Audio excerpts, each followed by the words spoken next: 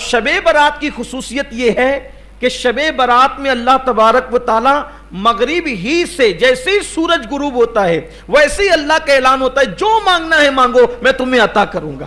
इस्लाम में कोई शबे बारात नहीं है। शबे बारात असल में बराअत है। बरात का मतलब नजात। 15 शाबान की रात को बहुत सारे लोग शबे बारात कहते हैं या लैलतुल बारात कहते हैं, और ये अकीदा रखा जाता है कि आज की रात अल्लाह ताला जहन्नम से आज़ाद करता है। मगर 15 शाबान की रात के बारे में कोई भी सही हदीस मौजूद नहीं है, न नबी से कोई खास अमल मौजूद है। इस नबी के चचा अबू तालिब बहुत प्यार करते थे नबी से, हर मुश्किल मौके पर नबी का साथ देते हैं। जब अबू तालिब के इंतकाल का टाइम आता है, अल्लाह के नबी चाहते मेरे चचा कलमा पढ़ लें। ओ लोगों, कितने खुश नसीब हैं वो लोग जिनके माँ बाप मुसलमान हैं। माँ के मरने के बाद कम से कम दुआ तो कर सकते हो, अल्लाह मेरी माँ की बख्शिश कर दे। जरा कोई इब्राहिम अलैहिस्सलाम के कलेजे से जाके पूछे, वो अपने बाप के लिए मगफरत की दुआ भी नहीं कर सकते। हमारे प्यारे नबी अपनी माँ की मगफरत की दुआ नहीं कर सकते थे।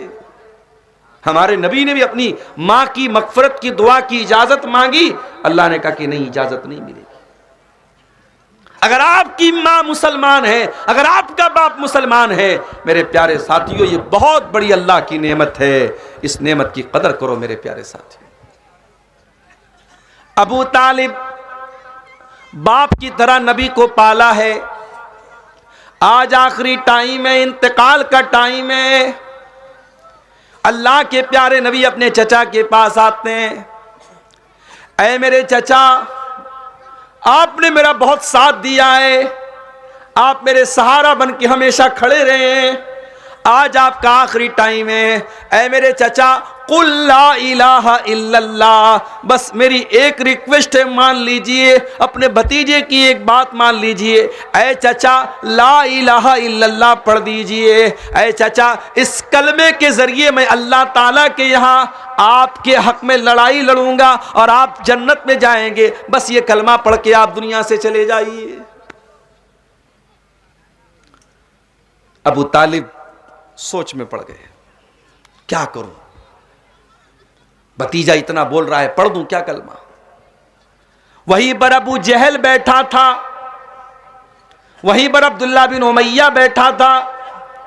उसने कहा, अबू तालिब खबरदार, मरने का टाइम है, जिंदगी भर अपने बाप दादा के तरीके को फॉलो करते रहे, मरने के टाइम कहीं बाप दादा से बगावत मत कर देना।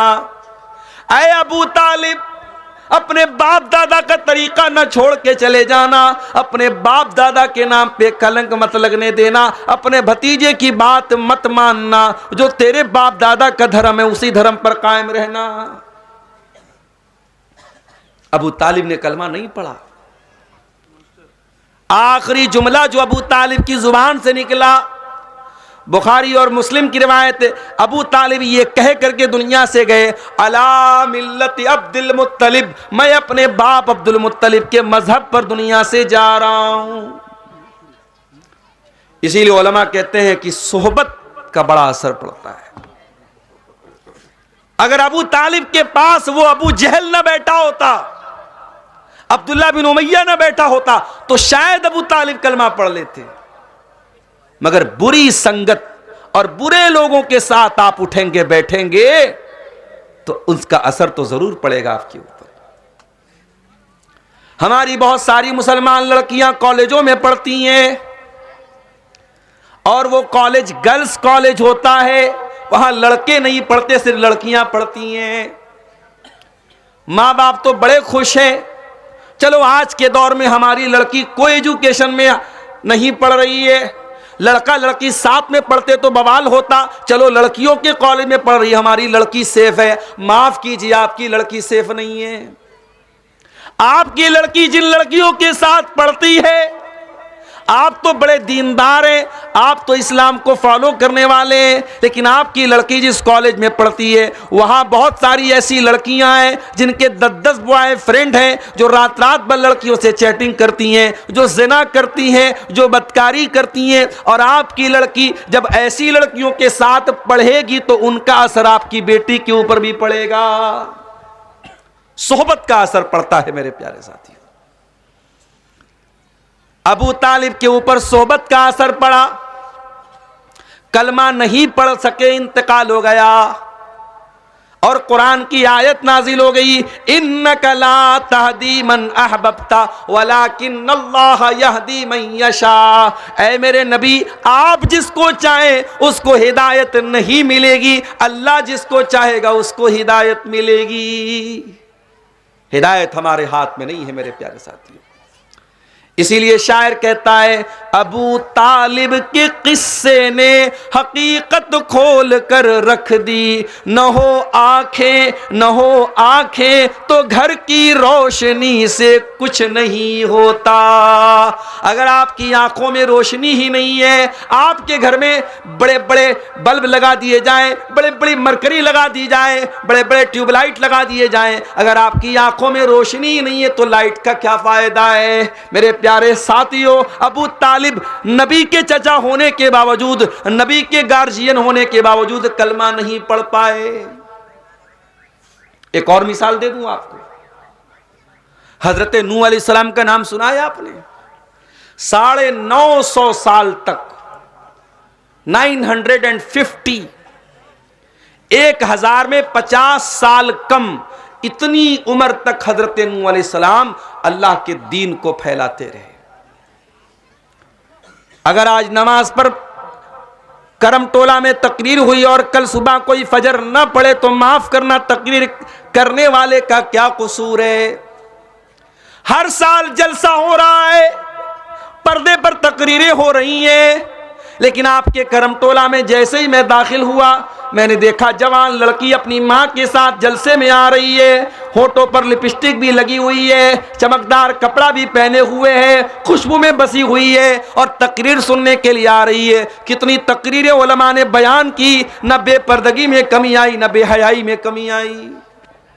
अगर आप अमल नहीं करते हैं तो माफ करना मेरे प्यारे साथियों, इसमें तकरीर करने वालों का, बयान करने वालों का क्या कसूर है। नूह अलैहिस्सलाम 950 साल तक तबलीग करते रहे और थोड़े से लोग उनके ऊपर ईमान लाए। अल्लाह ने हुक्म दिया कि ऐ नूह, बस बहुत हो गया, वस्नाइल फुल्का बिआयुनिना, ऐ नूह अलैहिस्सलाम हमारे हुक्म से कश्ती बनाओ। नूह अलैहिस्सलाम ने पूछा नहीं, ऐ अल्लाह कश्ती क्यों बनाओ, पानी तो नहीं है यहां पे। हजरत नूह अलैहिस्सलाम गंगा के किनारे थोड़ी रहते थे, उनको लाल बथानी से मनिहारियम को जाना हो तो हमें कश्ती का सहारा लेना पड़ता है, बीच में नदी है, वहां तो दूर दूर तक नदी नहीं थी। नूह अलैहिस्सलाम ने, अल्लाह ने हुक्म दिया कश्ती बनाओ। नूह अलैहिस्सलाम ने लॉजिक नहीं पूछी। आज हमारा नौजवान हर चीज की लॉजिक पूछता है। मौलवी साहब, एक औरत का मेरे पास मैसेज आया, मौलवी साहब ये बताइए कि शौहर के मरने के बाद बीवी को 4 महीना 10 दिन की इद्दत क्यों गुजारनी पड़ती है। मैंने कहा कि मेरी बहन, बीवी को अपने शौहर के एहतराम में, मियाँ बीवी का रिश्ता एहतराम का रिश्ता है, बीवी अपने शौहर का की इज्जत करती है, एहतराम करती है, सम्मान करती है, रिस्पेक्ट करती है, तो अल्लाह ताला ने हुक्म दिया है कि शौहर मर जाए तो बीवी 4 महीना 10 दिन तक इद्दत गुजारेगी। और फिर मैंने उस बहन को यह भी नसीहत की कि हर चीज की लॉजिक मत तलाश किया करो। शरीयत में आपको बहुत सारी ऐसी चीजें मिलेंगी, कोई लॉजिक नहीं है, कोई लॉजिक नहीं। जाड़े का मौसम आया, आप मोजा पहने हुए हैं, ट्रेन पे मैं सफर करके आता हूं, अपनी मंजिल पर पहुंचा, देखा मोजा बहुत गंदा हो गया है।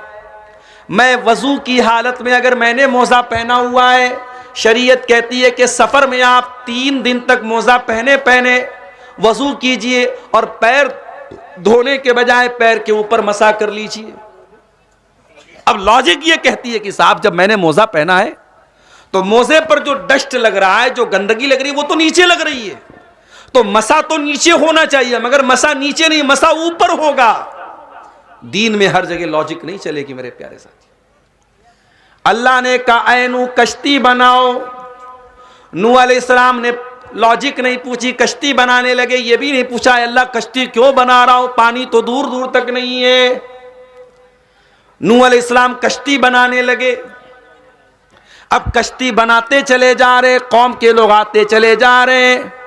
कुल्लमा मर्रा अलैहि मलउम मिन कौमिही सखिरू मिनहु, जब कौम के लोग वहां से गुजरते हैं तो मजाक उड़ाते हैं, देखो भाई हजरत नूह तो बड़ई बन गए, ये तो बड़ई का काम कर रहे हैं, ये तो कश्ती बना रहे। लोग मजाक उड़ा रहे, लोग ठट्ठा कर रहे हैं, लोग हंसी उड़ा रहे हैं, मगर नूह अलैहिस्सलाम खामोशी से अपना काम करते चले जा रहे हैं। सबक ये दे रहे हैं, ऐ सच्चाई के रास्ते पे चलने वाले, ऐ दीन के रास्ते पे चलने वाले, दुनिया तेरा मजाक उड़ाएगी, तू परवाह मत करना।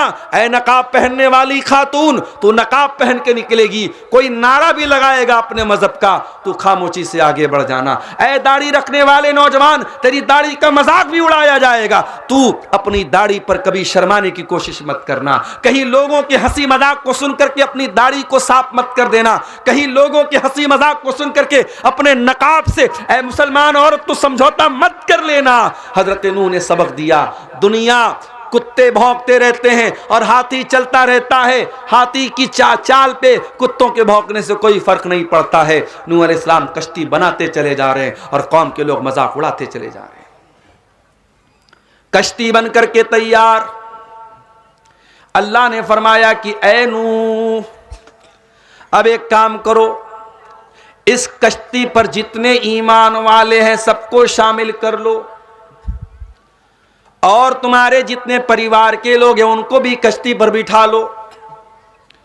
वमिन कुल्लिन ज़ौजैन इस्नैन, और हर जानदार, हर जानवर का जोड़ा भी अपनी कश्ती में रख लो, जो भी जानदार तुम्हारे सामने मौजूद है। नूह अलैहिस्सलाम ने जितने ईमान वाले थे, मुट्ठी भर थोड़े से ईमान वाले थे, सबको अपनी कश्ती पे सवार कर लिया। उनका परिवार भी कश्ती में आ गया। उनकी एक बीवी उनके ऊपर ईमान नहीं लाई, वो कश्ती पे नहीं चढ़ी, और उनका एक बेटा ईमान नहीं लाया, वो कश्ती पे नहीं चढ़ा। बेटे का नाम कनान था, जो उलमा ने बयान किया है, वल्लाहु आलम, उसका नाम कनान था। कनान नाम का लड़का बैठा नहीं कश्ती पे, नहीं सवार हुआ। जब कश्ती के चलने का टाइम आया, अल्लाह ने जमीन को हुक्म दिया, जमीन से पानी निकलने लगा। पूरी जमीन पानी से भर गई, हर तरफ पानी ही पानी नजर आने लगा। अगर आपको नूह अलैहिस्सलाम के तूफान का अंदाजा लगाना है तो यूट्यूब पे जाके देखना, जब सुनामी आई थी तब क्या हाल था। इंडोनेशिया के वो इलाके जहां बड़ी बड़ी बिल्डिंगें समुद्र के किनारे थी, ताश के पत्तों की तरह डह गई, गिर गई, उन इलाकों से जाके पूछ लेना और अंदाजा लगा लेना कि नूह अलैहिस्सलाम के जमाने में तूफान कैसा आया था। आज भी तूफान आता है तो इंसान की कोई बनाई नहीं बनती, इंसान की कोई ताकत काम नहीं आती। अरे तूफान तो बहुत बड़ी बात है, इतनी तरक्की कर गया हमारा देश भारत। आज भी बिहार के कुछ इलाकों में जब सैलाब आता है, जब बाढ़ आती है, तो नीतीश कुमार जी भी कुछ नहीं कर पाते। कटिहार के कई गांव के गांव डूब जाते हैं, पूरी बस्ती डूब जाती है। गांव के लोग जितने दिन सैलाब आता है अपना गांव छोड़ के कहीं और चले जाते हैं। इस सैलाब का, इस बाढ़ का भी हमारे पास कोई सॉल्यूशन नहीं है। इंसान अल्लाह तबारक व तआला की कुदरत के आगे इतना मजबूर है। इंसान कहता है आई एम सो पावरफुल, मैं बहुत शक्तिशाली हूं। अरे तू क्या शक्तिशाली है, तेरी औकात नहीं है। कितनी बीमारियां हैं, तेरे पास कोई इलाज नहीं है। इतनी मेडिकल साइंस तरक्की कर गई, कैंसर का अभी तक कोई कामयाब इलाज नहीं तलाश किया जा सका। जाओ मुंबई के टाटा कैंसर हॉस्पिटल में जाके देखो, हजारों लोग बेचारे जिंदगी और मौत की लड़ाई लड़ रहे हैं। अपने घर, मकान, खेत खलियान बेचकर लाखों का इलाज करा रहे। क्यों? मेरा जीवन बच जाए, मेरी जिंदगी बच जाए। इंसान अल्लाह की कुदरत के आगे मजबूर है मेरे प्यारे साथी। नूह अलैहिस्सलाम ने कश्ती पर सबको बिठा लिया, उनका एक लड़का कश्ती पर सवार नहीं हुआ। काला या बुनय्या इरकब माना वला तकुम मअल कौमिल काफिरीन, कहा है मेरे बच्चे जल्दी से कश्ती पे आ जा, काफिरों का साथ न दे, तू काफिरों के साथ डूबने वाला न बन, मेरी कश्ती में आ जा।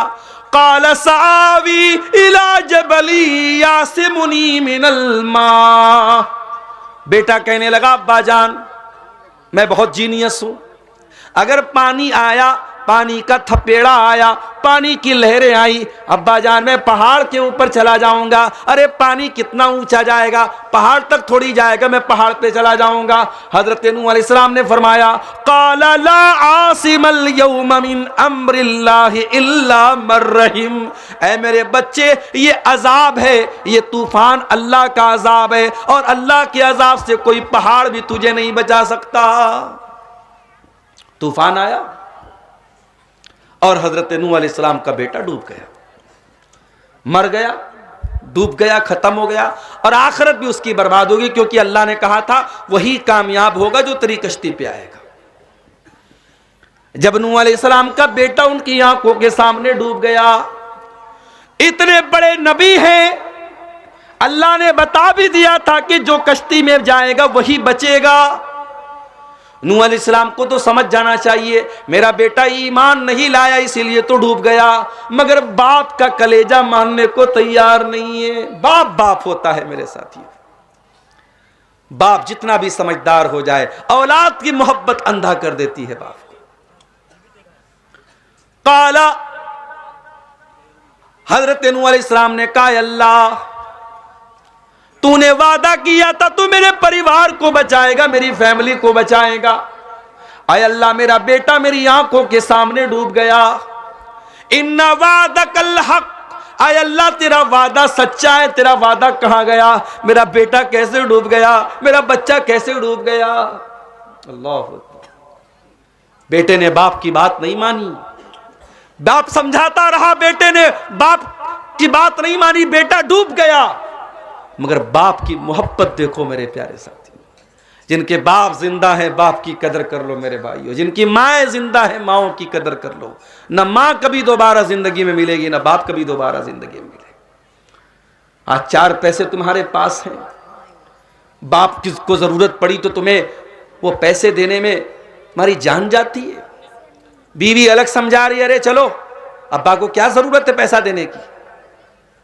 अरे आज जिस बाप को तुम पैसा देने से कतरा रहे हो और तुम्हारे पास पैसे की कमी नहीं है, कल तुम तलाश करोगे कि कहां मेरा बाप मुझे मिल जाए, मैं उसके हाथ में कुछ पैसे रख दूं। जिस मां ने तुझको अपने पेट में 9 महीने रखा है, उस मां को छोटी छोटी जरूरतों के लिए तेरे सामने हाथ फैलाना पड़े, और आज तू उसको उसकी जरूरतें नहीं पूरी करता, उसकी दवाएं नहीं लाता, उसको तू खाने पीने की चीजें तक ला के नहीं देता। कल जब ये माँ चली जाएगी तो तेरा हाथ मचलेगा कि काश मेरी माँ जिंदा होती, मैं उसे नई साड़ी ला के देता, मैं उसे नए कपड़े ला के देता, मैं उसके खाने की चीज उसको ला के देता। तू तरसेगा अपनी माँ को देने के लिए। माँ जिंदा है तो माँ की कदर कर लो मेरे भाई, बाप जिंदा है तो बाप की कदर कर लो। मरने के बाद करम टोला के मदरसे में अपने बाप की तरफ से 1 कट्ठा जमीन भी दे दी तो बाप की खिदमत का हक अदा नहीं होगा। अगर मां की तरफ से यतीमों को खाना भी खिला दिया तो मां को जिंदगी में जो तूने खिलाया है उसके सवाब के बराबर तू नहीं पहुंच सकता। जिंदगी में मां बाप की कदर करो मेरे साथी, बाप बाप होता है।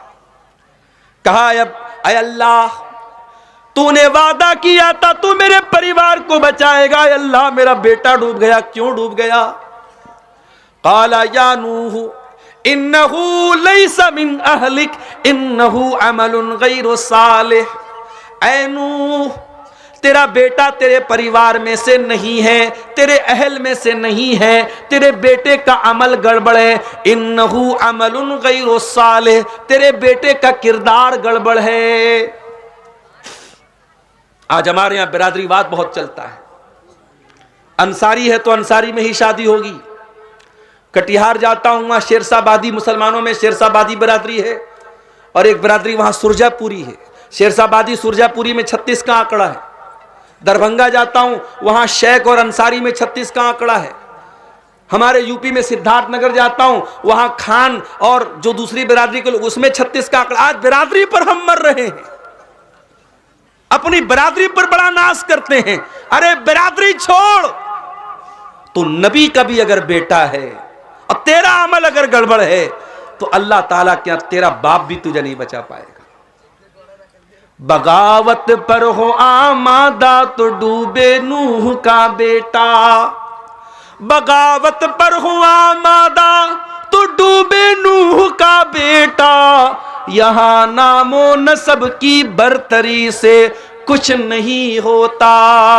खान साहब, अंसारी साहब, शेख साहब, सैयद साहब, आपकी बिरादरी क्या है, आपकी कास्ट क्या है, आपके बाप दादा कौन थे, अल्लाह ताला क्या ये मैटर नहीं करता। अल्लाह ताला क्या अगर मैटर करता है, आपका अमल मैटर करता है, आपका ईमान मैटर करता है, आपका अकीदा मैटर करता है। हजरत नूह अलैहिस्सलाम अपने बेटे को नहीं बचा पाए मेरे साथी। इसीलिए अल्लाह कहता है इन्नका ला तहदी मन अहबब्ता, ऐ मेरे नबी आप जिसको चाहे हिदायत दे दे, ऐसा नहीं है, हिदायत हम देते हैं। मेरे अजीजों, मेरे भाइयों, अल्लाह ने हमको आज हिदायत की नेमत से नवाजा है, इस्लाम की नेमत से नवाजा है। हम अल्लाह की तौहीद वाले लोग हैं, अल्लाह के आगे सर झुकाने वाले लोग हैं। अल्लाह के वास्ते इस नेमत की कदर करो मेरे प्यारे साथियों।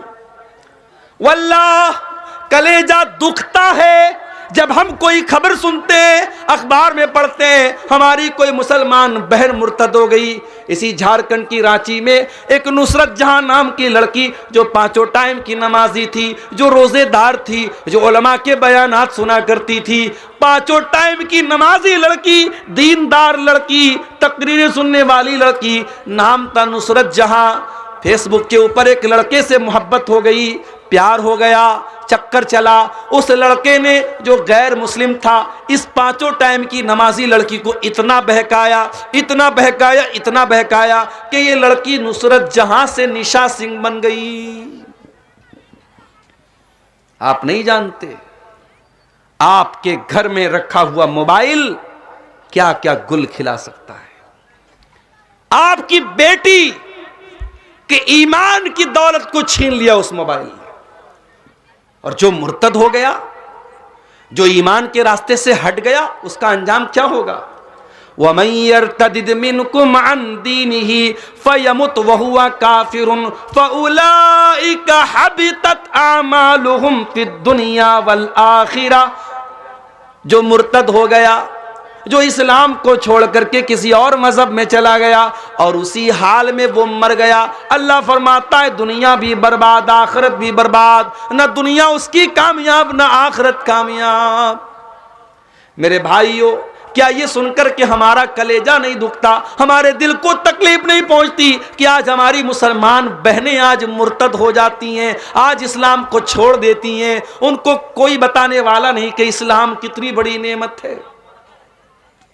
ये इस्लाम तो वो नेमत है कि सुमैया बिन्ते खैयात नाम की औरत अपने जवान बेटे के सामने अबू जहल कहता है, ऐ सुमैया तूने मोहम्मद का दीन नहीं छोड़ा, तूने इस्लाम नहीं छोड़ा, ऐ सुमैया तेरे तन से कपड़े उतार दूंगा, तेरे जवान बेटे के सामने तुझको नंगा कर दूंगा। सुमैया तू बूढ़ी हो चुकी है, तू कमजोर हो चुकी है, मगर ऐ सुमैया तेरे दिल में अल्लाह की मोहब्बत और तौहीद की मोहब्बत आज भी उतनी ही मजबूत है। सुमैया अपने दीन को छोड़ने को तैयार नहीं, अपने रब की तौहीद को छोड़ने को तैयार नहीं। सुमैया के बदन से कपड़े उतार लिए गए।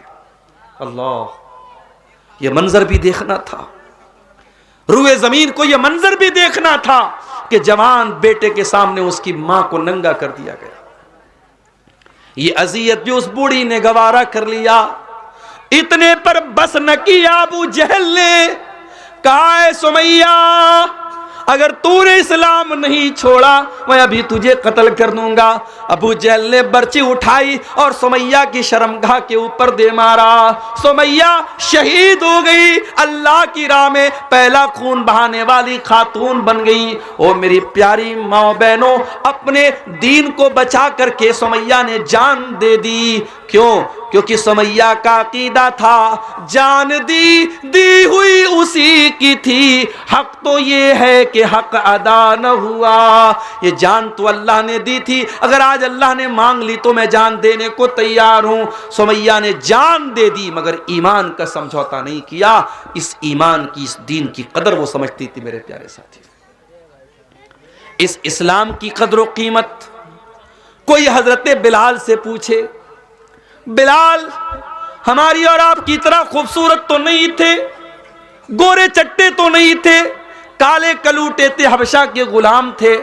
बिलाल को उनका मालिक अरब के तपते हुए सहरा पे लेटाता था, सीने पर गरम पत्थर रखता था और बिलाल से कहता था, ए बिलाल हम तुझे टॉर्चर करना छोड़ देंगे, तुझे तकलीफ पहुंचाना छोड़ देंगे। ए बिलाल बस एक कंडीशन है, तू इस्लाम को छोड़ दे, तू मोहम्मद के दीन को छोड़ दे। बिलाल तू इस्लाम को छोड़ दे, हम तुझे तकलीफ देना छोड़ देंगे। बिलाल के सीने की चर्बी पिघल रही है मगर बिलाल की जबान से एक ही लफ्ज निकलता है, अहद अहद, मेरा अल्लाह एक है, मेरा रब एक है। उस रब की तौहीद के साथ मैं कोई समझौता करने को तैयार नहीं हूं। मेरे प्यारे साथियों, इस्लाम की कद्र कीमत कोई बिलाल से पूछे।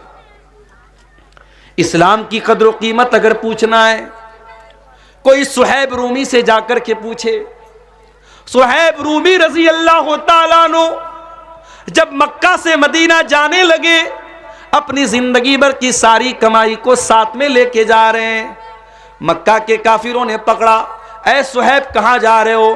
कहा मैं मदीना जा रहा हूं, अपने नबी के शहर जा रहा हूं। मक्का वालों ने कहा, ऐ सुहैब अपने साथ क्या लेके जा रहे हो? कहा अपना धन दौलत लेके जा रहा हूं, अपना रुपया पैसा लेके जा रहा हूं। मक्का वालों ने कहा, अतईतना सोलूकन ला माल लक, ऐ सुहैब जब तुम मक्का में आए थे तुम्हारे पास फूटी कौड़ी नहीं थी, आज सारी दौलत लेकर के मदीना जाना चाहते हो, ऐ सुहैब हम तुम्हें जाने नहीं देंगे। कहा फिर क्या करोगे? कहा माल दे करके जाना पड़ेगा। सुहैब रूमी रजी अल्लाह तआला अन्हु ने जिंदगी भर की कमाई एक सेकंड की देर किए बगैर मक्का के काफिरों के हवाले कर दी और खाली हाथ मदीना पहुंचे।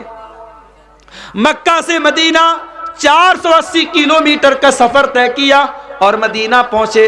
अल्लाह के प्यारे नबी फजर की नमाज पढ़ा रहे थे। सुहैब रूमी गए और नमाज में शामिल हो गए। नबी ने सलाम फेरा, सामने सुहैब रूमी नजर आ गए। नबी खड़े हुए, सुहैब को गले लगाया, सुहैब को गले लगाया और गले लगा करके अभी सुहैब ने कुछ बताया नहीं है, अभी सुहैब कुछ बोले नहीं है। नबी ने फरमाया, ऐ सुहैब मुझे अल्लाह की तरफ से सब बता दिया गया है, मुझे खबर दे दी गई है। ऐ सुहैब रबिह तल भैया, ऐ सुहैब तूने बड़े फायदे का सौदा किया है, तूने बड़े मुनाफे का सौदा किया है। वो इस्लाम हमें मिला है मेरे प्यारे साथियों, जिस इस्लाम को पाने के लिए सहाबा ने अपनी जानें दे दी, अपना सब कुछ कुर्बान कर दिया। वो फोकट में हमें मिला है, फ्री में मिला है, इसलिए हमें इस इस्लाम की कदर नहीं मालूम है मेरे प्यारे साथियों।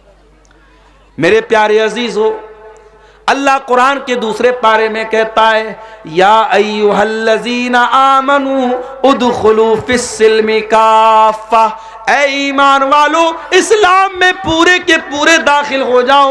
वला तत्तबिउ खुतुवातिश शैतान, और ऐ ईमान वालो शैतान के रास्ते पर मत चलो, पूरे पूरे दाखिल हो जाओ। आज हम पूरे पूरे दाखिल नहीं है, माफ कीजिएगा। ओ मेरी प्यारी माँ बहनों, बहुत तकरीरें सुनने का जज्बा आपके अंदर है, अपने घर बार को छोड़ करके जलसे में आई हो, पिंडाल में आई हो। अगर आप तकरीर तो सुनती हो, कुरान तो सुनती हो, नबी की हदीसों को तो सुनती हो, लेकिन अगर आप इस्लाम की बात नहीं मानती हो, पर्दा नहीं करती हो, हया नहीं करती हो, शौहर की बात नहीं मानती हो, अपनी इज्जत का ख्याल नहीं करती हो, तो माफ करना मेरी बहनों, आप इस्लाम में पूरी की पूरी दाखिल नहीं है। अल्लाह कह रहा है, उदखुलू फिस्सिल्मि काफ़ा, इस्लाम में पूरे के पूरे दाखिल हो जाओ। नबी के जमाने में एक औरत आती है, अल्लाह के नबी के बाद जब औरतें आती थी बैत करने के लिए, अल्लाह के नबी पर्दे के इस पार होते थे, उस पार औरतें होती थी। वो औरत बैत कर रही है, अल्लाह के नबी के ऊपर बैत कर रही है, नबी पर्दे के इस पार, औरत इस पार है। अल्लाह के नबी कहते हैं चलो बैत करो, अल्लाह के साथ शिर्क नहीं करोगी। कहती है मैं वादा करती हूं अल्लाह के साथ शिर्क नहीं करूंगी। फिर नबी कहते हैं वला यसरिकना, चोरी नहीं करोगी। कहती है मैं चोरी नहीं करूंगी। फिर नबी फरमाते वला यज़नीना, ज़िना नहीं करोगी। जब ज़िना का नाम सुना, उस लड़की ने, उस औरत ने जल्दी से अपने सर पे हाथ रख लिया और कहा क्या अल्लाह के नबी, क्या कोई इज्जतदार औरत ये काम भी कर सकती है? हजरत आयशा कहती हैं अल्लाह के नबी को जब पता चला कि जिना का नाम सुन करके उस औरत ने जल्दी से अपने चेहरे पर, अपने सर पर हाथ रख लिया और कहा कि क्या कोई इज्जतदार औरत जिना भी कर सकती है? नबी को उस औरत की ये अदा बहुत पसंद आई कि वो औरत इतनी इज्जतदार औरत है, इतनी पाक दामन औरत है कि जिना का लफ्ज सुन करके उसने कहा कि नहीं, एक इज्जतदार औरत तो ये काम नहीं कर सकती है। आज हालात इतने बुरे हैं मेरे प्यारे साथियों, आज पाक दामन मर्दों और औरतों को तलाश करना मुश्किल हो रहा है। बदकारी इतनी फैल रही है, जिनाकारी इतनी फैल रही है, हराम रिश्ते इतने पनप रहे हैं कि आज पाक दामनी को तलाश करना मुश्किल हो रहा है। मैं मर्दों से भी कहूंगा, मैं अपनी माँ बहनों से भी कहूंगा, उदखुलू फिस्सिल्मि काफा, इस्लाम में पूरे के पूरे दाखिल हो जाओ। अपनी शर्मगाह की हिफाजत करो, अपनी इज्जत की हिफाजत करो। अल्लाह के प्यारे नबी फरमाते हैं मैं यज़मल्ली मा बैना लिह्यैहि व मा बैना रिजलैहि अज़मन लहुल जन्ना। दो चीजों की गारंटी दे दो, एक जबान की गारंटी दे दो, एक शर्मगाह की गारंटी दे दो, मैं तुम्हें जन्नत की गारंटी देता हूं। अल्लाह के प्यारे नबी यहां तक फरमाते हैं कि हर इंसान के मुकद्दर में जिना का हिस्सा लिखा हुआ है। आंखों से गंदी चीज को देखना आंखों का जिना है, जबान से गंदी बातें निकालना जबान का जिना है, कानों से गंदी चीजों को सुनना ये कानों का जिना है, हाथों से गलत चीजों को टच करना ये हाथों का जिना है, और पैर से गलत चीज की तरफ चल के जाना ये पैर का जिना है। यानी हर इंसान, कोई हाथ का जिना कर रहा है, कोई पैर का कर रहा है, कोई आंखों का कर रहा है। अल्लाह के नबी ने फरमाया इब्ने आदम के मुकद्दर में जितना लिखा है उतना वो जिना कर रहा है। और जब इंसान अपनी आंखों की हिफाजत नहीं करता, हाथों की हिफाजत नहीं करता, कानों की हिफाजत नहीं करता, तो अल्लाह के नबी कहते हैं वल क़ल्बु यहवा व यतमन्ना, फिर दिल में गंदे ख्यालात पैदा होते हैं, गंदी ख्वाहिशात पैदा होती है, और फिर शर्मगाह उसकी तस्दीक करती है या उसको झुटला देती है। यानी अगर आपने अपने आप को आंखों के जिना से नहीं बचाया, कानों के जिना से नहीं बचाया, जबान के जिना से नहीं बचाया, तो असल जिना से बचाना भी मुश्किल हो जाएगा। मेरे नौजवान भाइयों, आज सबके हाथ में मोबाइल है, सबके हाथ में सोशल मीडिया है, सबके हाथ में इंटरनेट है। आज नबी की इस हदीस को समझने की जरूरत है। और मैं फिर वही आयत पढ़ता हूं, उदखुलू फिस्सिल्मि काफा, इस्लाम में पूरे के पूरे दाखिल हो जाओ। और आगे बढ़िए, शादी ब्याह को देख लीजिए, चाहे आपके झारखंड के इस इलाके की अंसारी समाज के लोग हों, चाहे आप बंगाल में चले जाएं, बंगाल को देख लीजिए, आप बिहार चले जाएं, बिहार में शेरशाबादी बरादरी के लोगों को देख लीजिए। शादी ब्याह में बहुत सारी हराम चीजें आज हमारे समाज में चल रही हैं। ये जहेज चल रहा है, कहीं बारात चल रही है, कहीं बाकायदा लड़की वालों से बाकायदा लंबी चौड़ी डिमांड की जा रही है। हमारे एक साथी हैं, हमारे साथ टीचर हैं, बिहार के रहने वाले हैं, 8-9 लड़कियां हैं उनकी, बेचारे पूरी उम्र उनकी गुजर, अभी रिटायर होने वाले 2-3 साल में, अभी भी कई लड़कियों की शादी बाकी है। एक लड़की का रिश्ता लगा, अगले दिन मदरसे में आए, मैंने कहा मास्टर साहब मुबारक हो, आपकी बेटी का रिश्ता लग रहा है। कहा कि शेख साहब रिश्ता तो लग रहा है, खुशी की बात है, मगर दुख की बात यह है लड़के ने 5 लाख की डिमांड की है। मैंने कहा लड़का करता क्या है? कहा कि लड़का राजगीर का काम करता है, मिस्त्री का काम करता है, घर मकान बनाने वाला मिस्त्री का काम करता है। गौर करो, ये हालात हैं, वो तो मास्टर साहब थे, सरकारी टीचर थे, उनको चलो, उनके पास कहीं ना कहीं से पैसे का इंतजाम था। जिस गरीब के पास इंतजाम नहीं है वो बेचारा अपना खेत बेचकर, अपनी जमीन बेचकर, बैंक से कर्जा ले लेके अपनी लड़कियों की शादी कर रहा है। ओ लोगों, कब तुम्हारी आंखें खुलेगी, कब होश आएगा? पानी सर से ऊपर जा चुका है। आज इन रस्मों की वजह से कितने गरीब हैं जो अपनी बेटियों की शादी नहीं कर पा रहे हैं। उनकी जवान बेटियां जवानी की दहलीज को पार कर रही हैं। अल्लाह न करे, अल्लाह न करे अगर उन लड़कियों के कदम बहक गए, उन लड़कियों ने गलत रास्ता चुन लिया, मेरे प्यारे भाइयों, वो लड़कियां तो गुनहगार होंगी, मगर उसका जिम्मेदार कौन होगा? जिम्मेदार कौन होगा? बड़ी अच्छी पहल अभी बनारस से हुई है। बनारस में अंसारी समाज में एक तंजीम चलती है, बुनकर बिरादराना तंजीम उसको बोलते हैं। उस तंजीम ने अभी एक ऐलान किया है कि कोई जहेज नहीं लिया जाएगा। 4-5 छोटे छोटे बर्तन बाप अपनी खुशी से लड़की को देगा, कोई जहेज नहीं दिया जाएगा। शादी के मौके पर सिर्फ 5 जोड़ा कपड़ा दिया जाएगा, उससे ज्यादा नहीं। बारात नहीं जाएगी।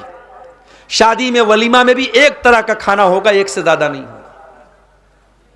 हालांकि अभी ये सारी मीटिंग हुई है, सारा कानून पास हुआ है, अमल हो तो बड़ी बात है, लेकिन ये मीटिंग होना और इस तरीके का कानून बनना ये भी बहुत बड़ी बात है। मैं स्वागत करता हूं इस तरीके की पहल का, और मैं चाहता हूं कि बनारस से निकलने वाली ये आवाज आपके झारखंड, गोड्डा, साहेबगंज और आपके इस इलाके में भी उस पर अमल हो, और यहां भी हमारे जो चाहे अंसारी समाज के लोग या और दूसरी बिरादरी के लोग हों, अपने शादी ब्याह को मेरे साथियों आसान करो।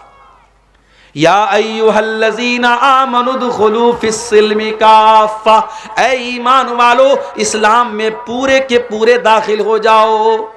जिस इस्लाम को तुम फॉलो करते हो, अगर वो इस्लाम तुमको नमाज पढ़ने का तरीका बताता है, रोज़ा रखने का तरीका बताता है, ज़कात का हुक्म बताता है, हज का तरीका बताता है, तो वो इस्लाम आपको शादी ब्याह करने का तरीका भी बताता है। नबी की हदीसों में आपको निकाह का चैप्टर भी मिलेगा, नबी की हदीसों में मेहर का बयान मिलेगा, नबी की हदीसों में वलीमा का बयान मिलेगा, लेकिन नबी की कहीं भी हदीसों में आपको जहेज का बयान नहीं मिलेगा, बारात का बयान नहीं मिलेगा।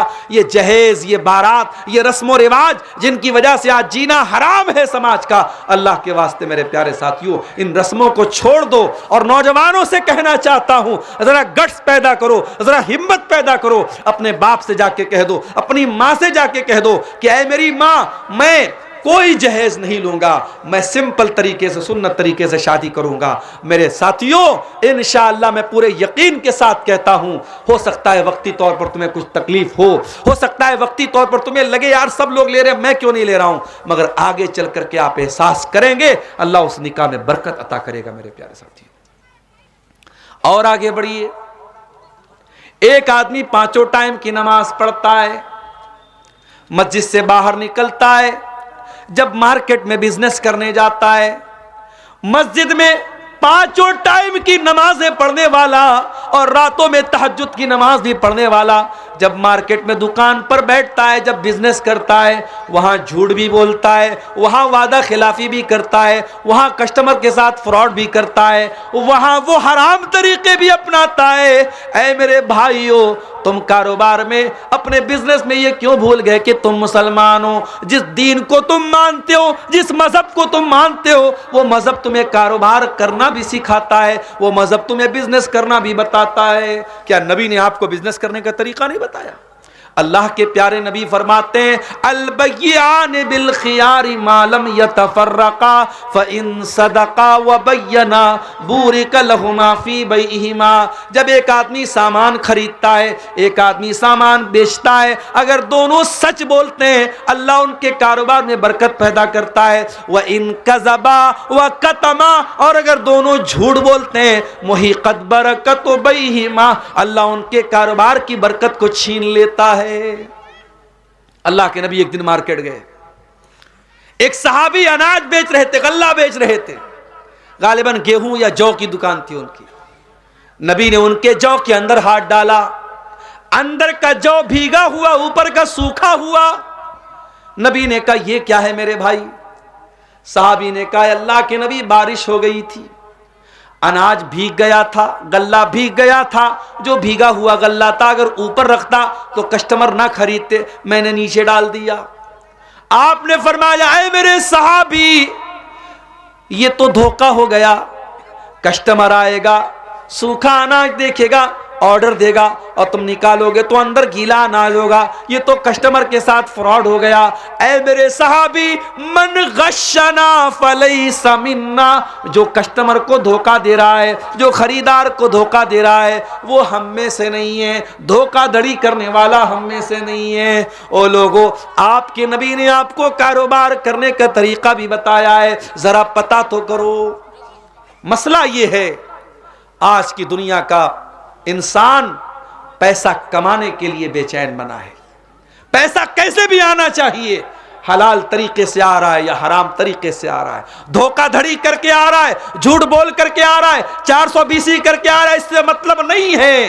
अल्लाह के नबी ने फरमाया था, कयामत के पहले कैसा दौर आएगा, याती अलन्नासी ज़मानुन ला युबालिल मरउ मिन ऐना खज़ल माल, इंसान परवाह नहीं करेगा। आपके इसी इलाके में बंधन बैंक, बंधन लोन की शक्ल में औरतों को लोन दिया जा रहा है और बाकायदा इंटरेस्ट पर लोन दिया जा रहा है, और घर की औरतों को इन्वॉल्व करके लोन दिया जा रहा है, और चंद पैसों के लिए, ज्यादा बड़ा अमाउंट नहीं, 5,000, 10,000, 20,000 का अमाउंट बैंक के जरिए इंटरेस्ट पर, ब्याज पर आज मुसलमान ले रहा है। मेरे भाइयों, जिस मुसलमानों के समाज में लाखों करोड़ों रुपए लोग अपने फालतू के शौक पर उड़ा देते हैं, काश हम कोई संस्था ऐसी बनाते, कोई इदारा ऐसा बनाते, कोई यूनिट ऐसी बनाते, हमारा कोई गरीब भाई है, उसको पैसे की जरूरत है, हम कोई ऐसा सिस्टम बनाते, आ मेरे भाई हम तुझे कर्जा देंगे और इसको कोऑपरेटिव बुनियाद पर देंगे, हम तुझे बगैर इंटरेस्ट के कर्जा देंगे, तू धीरे धीरे करके हमारा कर्जा भर देना। ऐसा कोई सिस्टम हम बनाते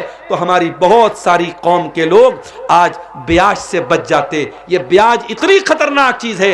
मेरे प्यारे नबी ने फरमाया कि अल्लाह की लानत हो ब्याज खाने वाले पर, ब्याज खिलाने वाले पर, ब्याज की गवाही देने वाले पर और ब्याज लिखने वाले पर, सब पर अल्लाह की लानत। इस गुनाह से मेरे प्यारे साथियों अपनी समाज को हम बचा सकते थे। और आगे बढ़िए, आजकल हमारा नौजवान सट्टेबाजी कर रहा है, जुआ खेल रहा है, ड्रीम 11 के जरिए, ऑनलाइन एप्स के जरिए।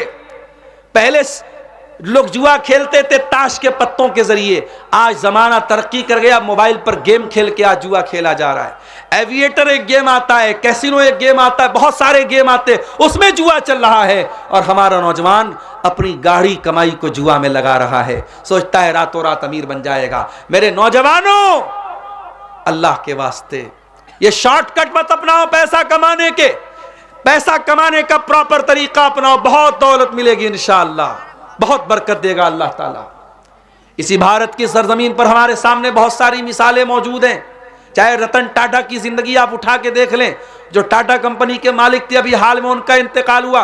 चाहे विप्रो कंपनी की असीम प्रेम जी की जिंदगी को आप पढ़ लें, चाहे रिलायंस कंपनी के फाउंडर धीरूभाई अंबानी की जिंदगी पढ़ लें, ये जितने बड़े बड़े कारोबारी हैं, इनकी जिंदगियों को आप उठा के देखें, इन्होंने ग्राउंड से शुरुआत की थी, जमीन से शुरुआत की थी, किसी छोटे बिजनेस से शुरुआत की थी, मेहनत करते रहे, ईमानदारी से लगे रहे, अपने दिमाग का सही इस्तेमाल करते रहे और अपने कारोबार को बहुत आगे लेकर के गए। मेरे प्यारे साथियों, आप हलाल तरीके से बहुत पैसा कमा सकते हो, हराम तरीके से कमा करके अपनी आखिरत को बर्बाद मत करो मेरे प्यारे साथियों। और आगे बढ़िए, उदखुलू फिस्सिल्मी काफा, इस्लाम में पूरे के पूरे दाखिल हो जाओ। हमने ये समझा नमाज पढ़ लिया बस हो गए मुसलमान, मुसलमान के घर में पैदा हुए, खतना करा लिया, सर पे टोपी लगा लिया, लुंगी पहनने लगे, हो गए मुसलमान। नहीं मेरे प्यारे साथियों, इस्लाम पूरी जिंदगी, पूरी लाइफ स्टाइल का नाम है। इस्लाम इस पर भी लागू होता है, आप अपनी बीवी के लिए शौहर कैसे हैं, आप अपने बच्चों के लिए बाप कैसे हैं, आप अपने पड़ोसी के लिए पड़ोसी कैसे हैं। एक इंसान लोगों के साथ बहुत अच्छा सलूक करता है, मगर अपनी बीवी के लिए वो जल्लाद बना हुआ है, बीवी से ढंग से बात नहीं करता, बीवी को हमेशा गुस्सा दिखाता है, बीवी पर हमेशा रोब झाड़ता रहता है, बीवी को गुलाम बना के रखा है। माफ करना मेरे प्यारे साथियों, मैंने अपने कानों से सुना है। कहने वाले यहां तक कहते हैं औरत पैर की जूती है, उसको कभी सर पे न चढ़ाना वरना सर पे चढ़ करके पेशाब कर देगी। ये जुमला मुसलमान कहता है। ओ लोगों, जिस औरत को तुम पैर की जूती करार दे रहे हो, मेरे नबी क्या फरमाते हैं? खैरुकुम ले अहलिही व अना खैरुकुम ले अहली। ओ लोगों, तुम में सबसे बेहतरीन इंसान वो है जो अपनी बीवी के लिए सबसे अच्छा है। और अल्लाह के प्यारे नबी फरमाते हैं कि मैं अपनी बीवी के लिए सबसे अच्छा हूं। आपकी 9 बीवियां एक साथ रहती थीं, आप उनके नखरे भी उठाते थे, आप उनकी ख्वाहिशात को पूरा भी करते थे, उनका हक भी अदा करते थे, सफर में जाते थे, कुरान अंदाजी करते थे, ड्रॉ करते थे, जिस बीवी का नाम आता था उसको लेके जाते थे। अभी कल एक साहब का फोन आया, कहने मौलवी साहब एक मसला पूछना है। मैंने कहा क्या मसला है? कहा अगर किसी की 2 बीवियां हैं और जिस बीवी के पास उसकी बारी लगी है, मान लीजिए हफ्ते में 2 दिन इस बीवी के पास, 2 दिन उस बीवी के पास उसने बारी लगाई है। अब जिस बीवी के पास वो गया है वो बीवी अगर पाक नहीं है, पीरियड में है, तो क्या वो अपनी पहली वाली बीवी के पास जा सकता है? मैंने कहा तो बड़ा पेचीदा मसला आपने पूछ लिया भाई। मैंने कहा अच्छा आप ये मसला पूछ रहे हैं कि आपकी 2 हैं? तो कहा कि अल्हम्दुलिल्लाह मौलवी साहब मेरी 2 हैं। तो 2 वाले भी कभी कभी फोन करते हैं। वो तो अच्छा हुआ कि मैं घर पे नहीं था, और हमारी अहलिया तो जल्दी से फोन काट देती कि 2 वाला क्यों फोन कर रहा है आपको। तो अब बीवियां 2 हैं, लेकिन इंसान इस बात की चिंता कर रहा है कि कैसे उनके साथ इंसाफ करूं। आज हालात क्या है? एक बीवी वाला भी अपनी बीवी के साथ जुल्म और सितम कर रहा है। मेरे अजीजों, ये बीवी नबी अकरम ने अपनी बीवियों के साथ हुस्न सलूक करके ये तालीम दी है कि आप अपनी बीवियों के साथ अच्छा सलूक कीजिए, पक्के मुसलमान बनिए, पूरे मुसलमान बनिए, अपने बच्चों के लिए अच्छे बाप बनिए। ये जो हमारी कौम की बेटियां मुर्तद हो रही हैं, कभी आपने गौर किया ये मुर्तद क्यों हो रही हैं? उसके बहुत सारे असबाब हैं, बहुत सारे कारण हैं, बहुत सारे रीजंस हैं। उसमें एक वजह यह भी है, जिन बच्चियों को घर में प्यार नहीं मिलता, कभी मां ढंग से बात नहीं करती, कभी बाप मोहब्बत से बात नहीं करता, तो उन लड़कियों को मोबाइल पर कोई जरा सा आई लव यू बोल दे, जरा सा मोहब्बत के चंद जुमले फेंक दे, जरा उनके बालों की तारीफ कर दे, उनके चेहरे की तारीफ कर दे, तो वह लड़कियां लट्टू हो जाती हैं और उनके लिए मोम बन जाती हैं। इसलिए अपनी लड़कियों को ये नाजायज मोहब्बतों के जाल से बचाना है तो जायज मोहब्बतें उनको दो, अपने बच्चियों से प्यार करो। मेरे प्यारे साथियों, हमारे प्यारे नबी सल्लल्लाहु अलैहि वसल्लम अपनी बच्चियों से बहुत प्यार करते थे। 4 बेटियां आपकी थीं, 4 बेटियां आपकी थीं। बड़ी बेटी ज़ैनब थी, उसके बाद रुकैया थी, उसके बाद उम्मे कुलसूम थी और सबसे छोटी बेटी फातिमा थी। हजरत फातिमा की शादी आपने हजरत अली से की थी। हजरत हसन और हुसैन की माँ थी हजरत फातिमा। जब हजरत फातिमा कभी नबी के पास आती थी, नबी की जिंदगी में 3 बेटियों का इंतकाल हो चुका था, बस यही एक बेटी बची थी, सबसे छोटी बेटी थी, सबसे लाडली बेटी थी। जब ये नबी के पास आती थी, अम्मा आयशा फरमाती है कि अल्लाह के नबी अपनी बेटी का वेलकम करते थे। बेटी को देख करके आज घरों में माहौल ऐसा बन गया है कि घर में बेटी आ जाए तो बहू अपनी नाक मुंह बनाने लगती है कि हमारी ननद आ गई। भाई भी बेचारा धीरे से किनारे हो जाता है कि बहन आ गई तो बहन के बच्चे भी आ गए, उनको पैसा देना पड़ेगा, सामान देना पड़ेगा। मेरे भाइयों, अगर अल्लाह ने आपको बहन से नवाजा है, इस बहन की मोहब्बत की कदर करो। आज के इस दौर में अगर आपकी बहन वक्त निकाल करके आपके घर आती है, उस बहन के इस रिश्ते की कदर करो, वरना एक जमाना वो आएगा कि तुम तरसोगे। भाई की अलग दुनिया होगी, बहन की अलग दुनिया होगी। अपनी बहनों को भी मेरे भाइयों उनका मान सम्मान दो, उनको प्यार दो, अपनी बेटियों को मान सम्मान दो। बेटियां अगर घर में हैं, इज्जत से बात करो। अल्लाह के नबी अपनी बेटियों का इस्तिकबाल, अपनी बेटी का इस्तिकबाल करते थे और खड़े होकर के अपनी बेटी से कहते थे मरहबम बिबनती, ऐ मेरी बेटी तेरा आना मुबारक हो। और अल्लाह के नबी अपनी बेटी का हाथ पकड़ के चूम लेते थे और अपने बगल में, अपने साइड में, अपने बाजू में, अपनी सीट पर अल्लाह के प्यारे नबी अपनी बेटी को बिठाते थे। बेटियों से प्यार करना भी नबी की सुन्नत है। बेटियों से मोहब्बत करना भी नबी की सुन्नत है। और बेटियों को मारना, बेटियों पर जुल्म करना और मां के पेट में बेटियों को कत्ल कर देना, यह मुशरिकों का तरीका है, यह जाहिलियत का तरीका है, यह मोहम्मद अकरम का तरीका नहीं है, यह इस्लाम का तरीका नहीं। इस्लाम हमें एक अच्छा बाप बनने की तालीम भी देता है। अपने बच्चों की तरबियत करो मेरे प्यारे साथियों। अभी ट्रेन पर मैं सफर कर रहा था, गैर मुस्लिम लड़के लड़की आपस में बात कर रहे थे। बात निकल गई कि आजकल जो मोहब्बत चल रही है, छोटी छोटी बच्चियां, छोटे छोटे लड़के लड़कियां प्यार मोहब्बत के नाम पे उल्टे सीधे काम कर रहे हैं। तो उस लड़की ने बड़ी पॉइंट की बात बोली, गैर मुस्लिम लड़की थी। उसने अपने साथी से कहा, पता नहीं उसका भाई था या दोस्त था या शौहर था, जो भी था, उसने कहा कि मां बाप को बहुत चौकन्ना रहना पड़ेगा। आज लड़कियों की परवरिश करना है तो मां बाप को बहुत चौकन्ना रहना पड़ेगा। तो उसके साथ जो लड़का था उसने कहा कि अरे भाई, कितना भी कोई नजर रखेगा, लड़की कहां जा रही है, क्या करे, कितना भी नजर रखेगा इंसान अपनी बेटी पर। तो उस लड़की ने कहा कि सिर्फ नजर रखने से काम नहीं चलेगा। आज के दौर में अगर बच्चों को पालना है तो मां बाप को अपना सब कुछ कुर्बान करना पड़ेगा। वो लोग जो चंद पैसे कमाने के लिए अपने बच्चों को छोड़ के बाहर रहते हैं, उनसे कहूंगा भाई कम पैसे कमाओ, अपने बच्चों को टाइम दो। एक वक्त आएगा जब तुम्हारे पास पैसा तो होगा मगर बच्चे नहीं होंगे। आज अपने परिवार को छोड़ के कोई दुबई में काम कर रहा है, कोई सऊदी में काम कर रहा, और क्या जिंदगी है, कुत्तों की जिंदगी है मेरे साथियों, जानवरों की जिंदगी है। यहां तो इंसान बड़े खुशी के साथ कहता था मेरे भाई तो सऊदी में काम करते हैं। जाके मैंने देखा है वो फैमिली क्वार्टर कैसे हैं, उनके रहने, वो जो ड्राइवर का काम करते हैं सऊदी वगैरह में, छोटे से कमरे हैं बेचारे, उसी में वो रहते हैं, उसी में किनारे लेटरिन बना हुआ है, छोटे से कमरे में पूरी जिंदगी गुजारना है। मैडम का फोन आ गया, मालिक का फोन रात में 2 बजे आया तो वो ना नहीं कर सकता, ना करेगा तो जल्दी से पासपोर्ट पर स्टाम्प लगा के फौरन एयरपोर्ट भेज दिया, जाओ वापस जाओ, अपने इंडिया चले जाओ। कोई जिंदगी है वो? मैं कहता हूं कम खाओ, अपने बच्चों को बाप का प्यार तो दे दो मेरे साथियों। कितनी औरतें बेचारी रोती हैं, मसला पूछती हैं, मौलवी साहब मेरा शौहर 2 साल से बाहर है, 3 साल से दुबई में है, मैं शादीशुदा औरत अकेली रहूं, कैसे रहूं?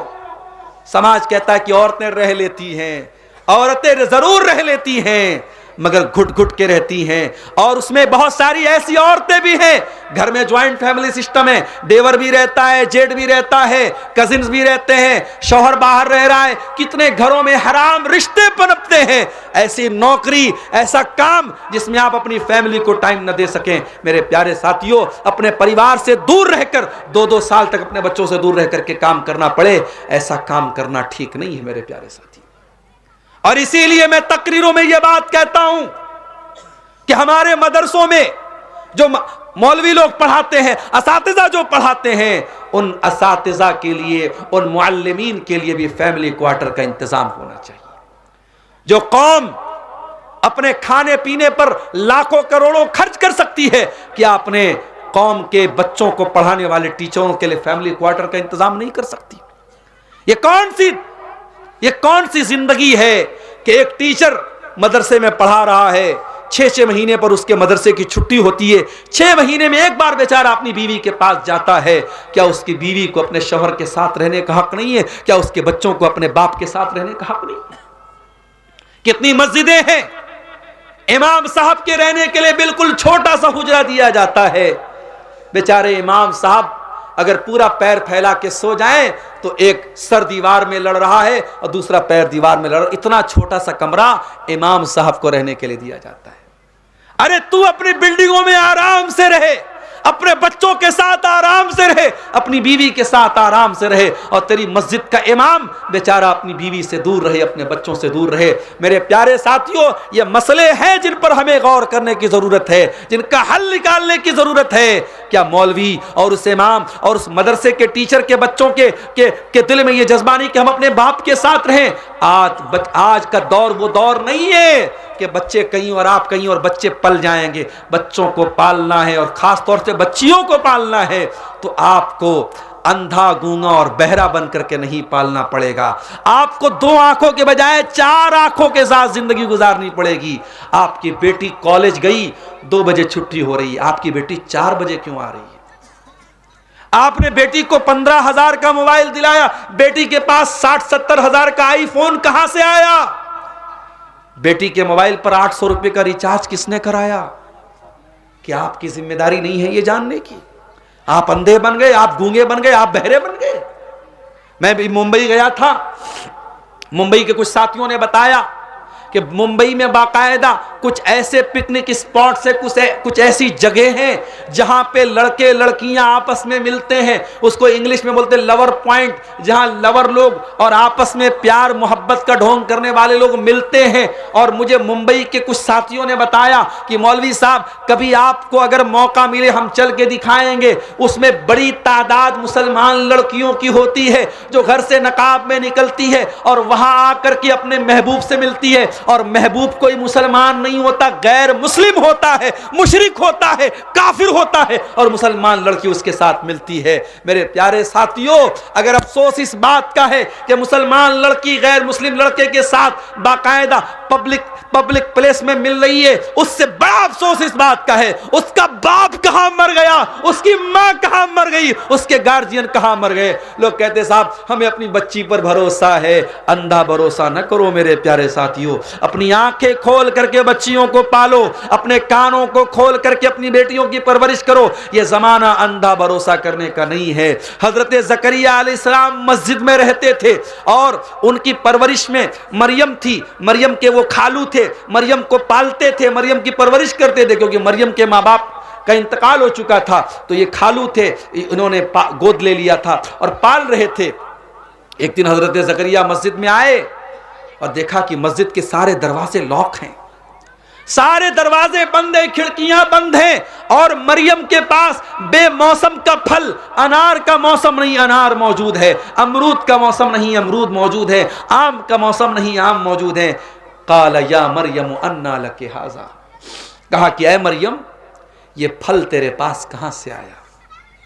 ऐ बेटियों के बाप, ऐ बेटियों की माएं, आपकी बेटी रात को 2 बजे किससे बात करती है? क्या आपको पूछने का अधिकार नहीं? क्या आपको नजर रखने का अधिकार नहीं है? आपने आंखें बंद कर ली, आपने कान बंद कर लिए, मेरी बेटी जो चाहे सो करे? नहीं, जकरिया ने पैगाम दिया, गार्जियन हो तो गार्जियन का हक अदा करो। काला या मरियम अन्ना लकी हाजा, कहां है मरियम, ये फल कहां से आया? कालत हुवा मिन इंदिल्लाह, मरियम ने कहा खालू जान ये फल अल्लाह की तरफ से आया है, कोई इंसान नहीं लाया, कोई मस्जिद में नहीं आया, ये फल अल्लाह की तरफ से आया है। जकरिया अलैहिस्सलाम ने देखा कि अगर मेरी भांजी मरियम के पास बेमौसम का फल आ सकता है तो मैं 70 साल का बूढ़ा हो चुका हूं, औलाद मांग रहा हूं, अल्लाह से औलाद नहीं दे रहा है अल्लाह, लेकिन अगर बेमौसम का फल मिल सकता है तो मेरे जैसे बूढ़े को औलाद क्यों नहीं मिल सकती? अब वहां पे ज़करिया अलैहिस्सलाम दुआ करते हैं, रब्बि हबली मिन लदुनका ज़ुर्रियतन तय्यबा इन्नका समीउद दुआ, ऐ अल्लाह अपने इस बूढ़े बंदे को नेक औलाद दे दे, तो दुआओं को सुनने वाला है। मेरे अजीजों, ज़करिया अलैहिस्सलाम ने हमें और आपको पैगाम दिया, एक जिम्मेदार बाप बनो, एक जिम्मेदार माँ बनो। और अपनी माँ से कहना चाहूंगा, आखिरी बात बयान करके बात खत्म कर रहा हूं, अपनी माँ से एक बात कहना चाहूंगा। आपने वो हदीस बहुत सुनी होगी, माँ के पैरों के नीचे जन्नत है, वो हदीस आपने बहुत सुनी होगी, बाप जन्नत का दरवाजा है। आज अब्दुल गफ्फार सलफी के मुंह से एक और हदीस सुन लो, जो माएँ है वो भी दिल थाम के सुने और जो बाप है वो भी कलेजा थाम के सुने। अल्लाह के नबी फरमाते हैं, मा मिन अब्दिन यस्तरईहिल्लाहु रईयतन सुम्मा यमूतु यौम यमूतु व हुवा गाशुन लिरईयतिही इल्ला हर्रमल्लाहु अलैहिल जन्नह। अल्लाह के नबी फरमाते हैं सल्लल्लाहु अलैहि वसल्लम कि अगर अल्लाह ताला ने आपके कंधे पर कोई जिम्मेदारी डाली है, आपके कंधे पर कोई जिम्मेदारी डाली, ओ जमीयत के ओहदे के हासिल करने के लिए लड़ने वालों, ओ मस्जिद का मुतवल्ली बनने के लिए लड़ने वालों, ओ मदरसे का नाजिम बनने के लिए लड़ने वालों, आओ जरा नबी की हदीस सुन लो। अगर अल्लाह ने आपके कंधे पर कोई जिम्मेदारी डाली है और आपने अपनी जिम्मेदारी का हक अदा नहीं किया, अगर आपने अपनी जिम्मेदारी को सही तरीके से पूरा नहीं किया और उसी हाल में मर गए, जन्नत हराम हो जाएगी आपके लिए, जन्नत हराम हो जाएगी उस इंसान के लिए। इसीलिए सहाबा भागते थे जिम्मेदारियों से। ये जिम्मेदारी जिसको मिल जाए उसको जवाब देना पड़ेगा अल्लाह के यहाँ। ऐ लड़कियों के बाप, ऐ लड़कों के बाप, तू बाप है तो तेरे कंधे पर जिम्मेदारी है तेरी औलाद, तेरे कंधे पर जिम्मेदारी है तेरी औलाद। ऐ मेरी माँ बहनों, अल्लाह ने आपके आंगन में बच्चों की किलकारियों को गूंजने की तौफीक दी है तो बहुत बड़ी नेमत है।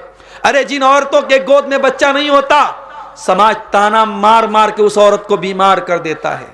अरे ये तो बांझ है, ये तो बांझ है, इसको तो औलाद नहीं हुई, 2 साल हो गया, 10 साल हो गया, इसको समाज ताना मार मार के उस औरत को बीमार कर देता है, मरीज बना देता है। अगर अल्लाह ने आपको औलाद दिया है मेरी माओ, यह औलाद बहुत बड़ी नेमत भी है और बहुत बड़ी जिम्मेदारी भी है। इस जिम्मेदारी का हक अदा करो। एक जिम्मेदार माँ बनो, एक जिम्मेदार बाप बनो।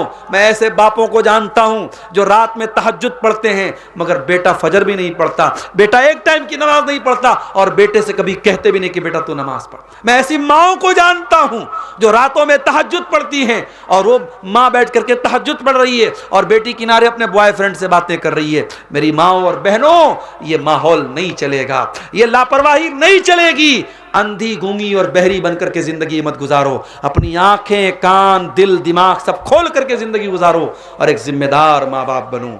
ये चंद बातें थी मेरे प्यारे साथियों, इस हवाले से कि हम इस्लाम में पूरे के पूरे दाखिल हो जाएं। शबे बारात की असलियत क्या है, क्या हम शबे बारात मना सकते हैं, ये एक सवाल आया है। देखिए एक बात समझ लीजिए, इस्लाम में कोई शबे बारात नहीं है। शबे बारात असल में बराअत है, बरात का मतलब नजात। 15 शाबान की रात को बहुत सारे लोग शबे बारात कहते हैं या लैलतुल बारात कहते हैं और ये अकीदा रखा जाता है कि आज की रात अल्लाह ताला जहन्नम से आज़ाद करता है।